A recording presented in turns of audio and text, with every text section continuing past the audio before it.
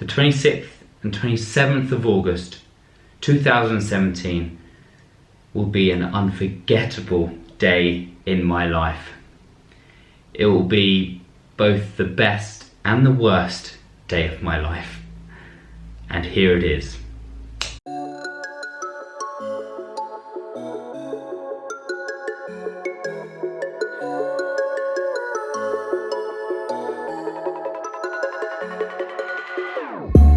Whenever your heart is broken, don't ever forget you're golden.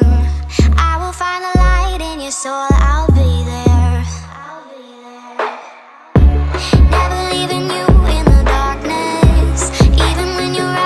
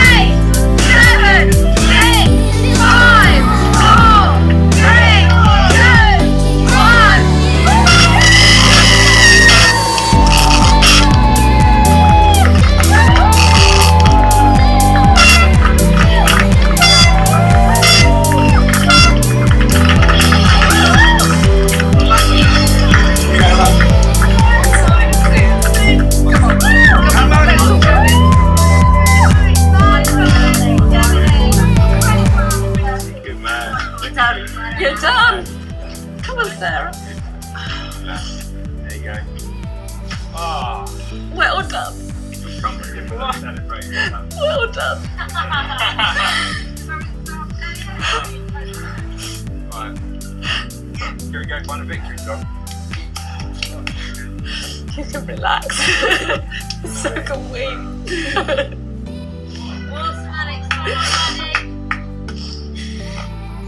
You did it. You did it. Please don't ever do it again. No, never do it again.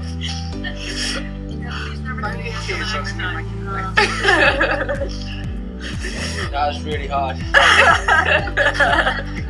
Now do you know what street's idea is? That's good. Take that one. I'll do that again. Don't Okay.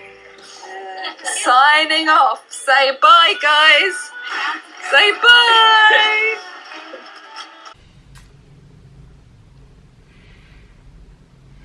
I did it. I don't know how, but I did it. Didn't get 9,000, but I did 24 hours of burpees, and I'm gonna try summarize how that feels, but I have no idea where to begin.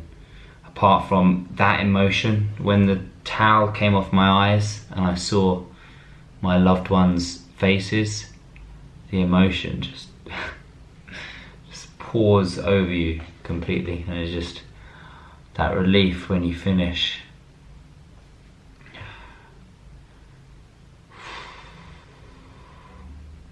So here's the results. I got 5,578 burpees in 24 hours.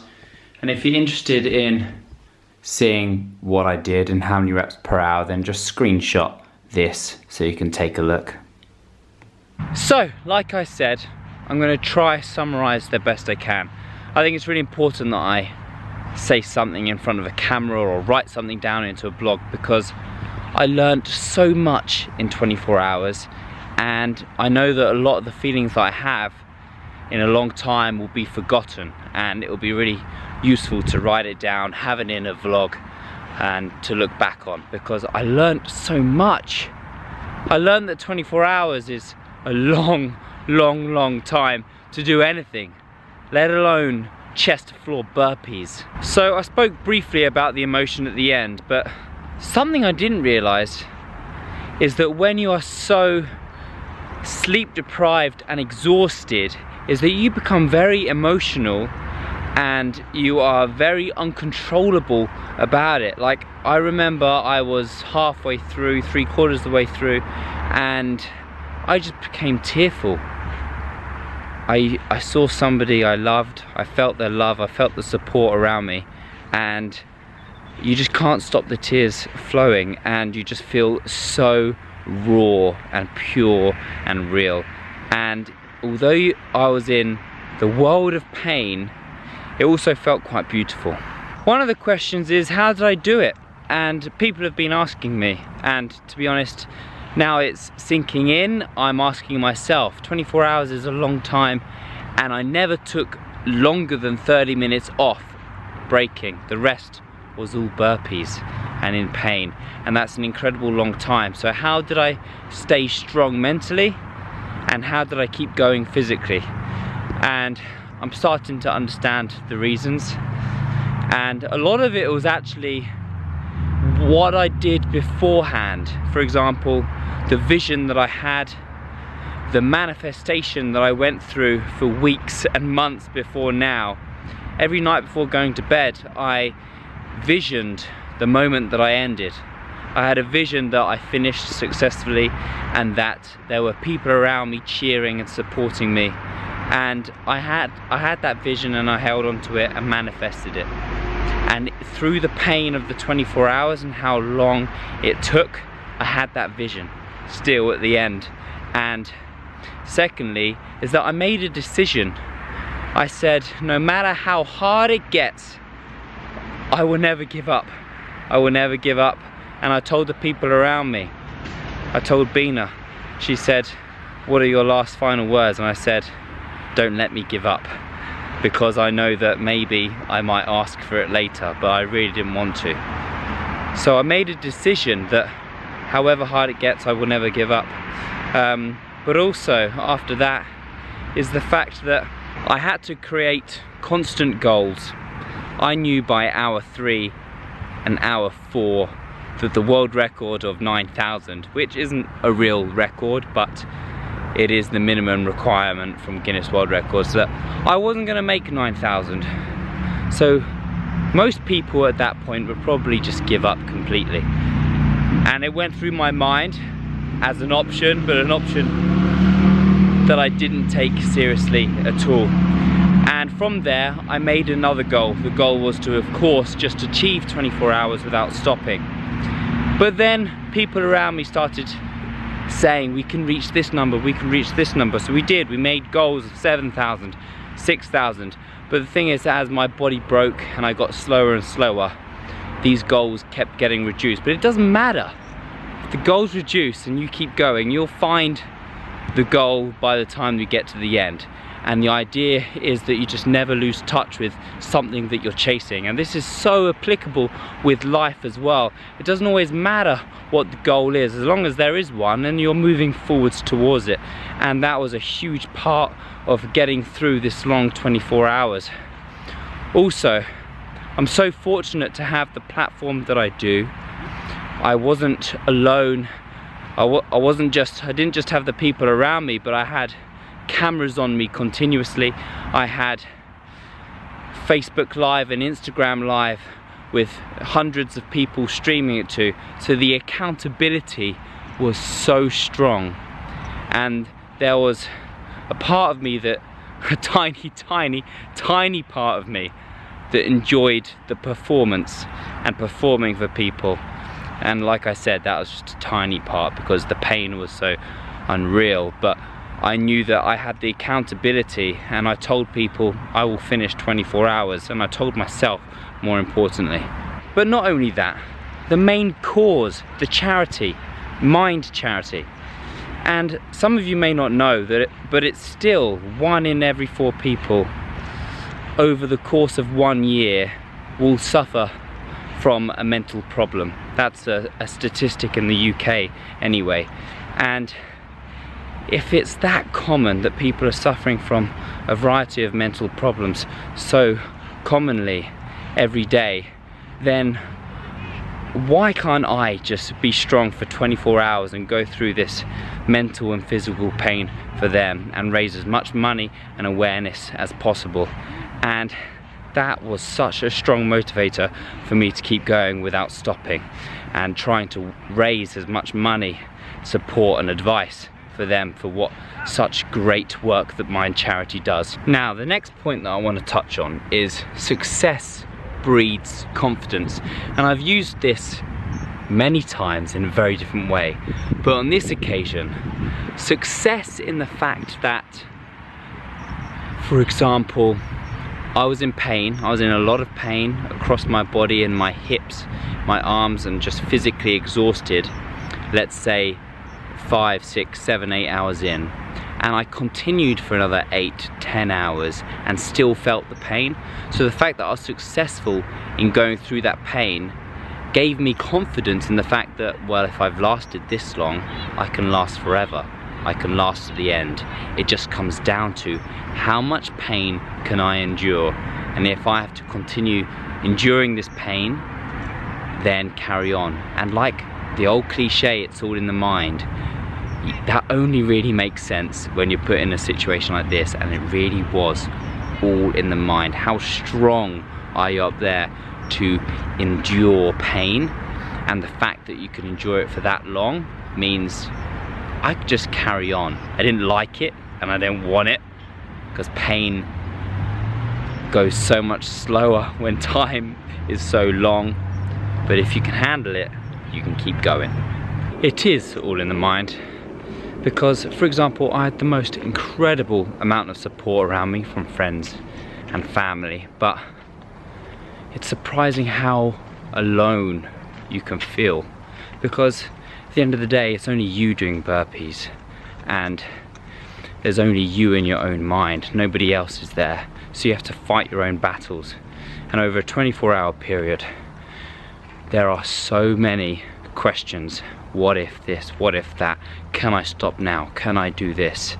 So many negative thoughts that you have to continuously beat away, and those negative thoughts will beat you down until you give up, and the ones that aren't strong enough in the head will let it conquer them and they'll give up, or if you're strong enough to continuously beat them back.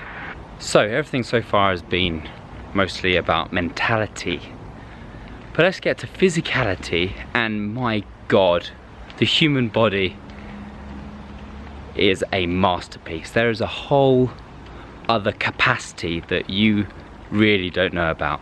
Obviously I'm fit, obviously I trained hard for this, but my God, there is a whole other level and 20 other levels that you are capable of using.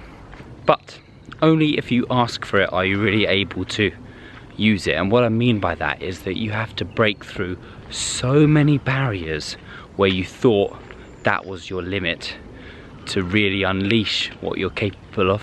So when it came to food and drink and hydration, there's only an amount of time that you can hold yourself responsible for. I was pretty good at it for a certain amount of hours, but there came to a point where you became so exhausted, you weren't hungry, you weren't focusing on your drink and things like this. So that's when your support network around you becomes very important, because people have to pretty much force feed you food and drink to make sure that you're staying on top of what you really should be eating and drinking. And I did have a small group of people that helped me massively with this. I was so lucky that my chiropractor, Dr. Gail Zappacosta, who is an all-round health magician, came to save the day and was there for the majority of the time. And if you are ever in London, in Kingston or around that area at all, and you need help with your body in any way, please check out Irrefutable Health and the Willow in that area. I'm there all the time, and it has been incredible in the lead up, but also Gail at the actual event. And what she and others did is pretty much force feed me my liquids and my food, and I felt sick. I was chewing for the sake of it, but I literally had to. And if I didn't have the hydration and the fuel coming in, I would not have lasted for the length of time that I did. And not only that, but she prioritized my temperature of my CNS, my central nervous system, and spent a lot of time with a towel and ice on my head and the back of the neck. So then that temperature was being thrown around with the blood up and down my body, and that proved extremely important, because the funny thing is that although my exterior was completely fatigued and shattered and what looked like deliriousness, my actual mind was really clear, and I was so aware of everything around me and everyone around me, and I may not have been able to completely show it, but I was so aware. And it was really funny because my humor and my sarcasm and my comedy and my good nature and positivity kept up. And there is so much more to it than just being physically fit, but your neurology and your actual central nervous system controls way more than you think. And the fact that I was staying positive was actually because I was staying cool and my mind was clear.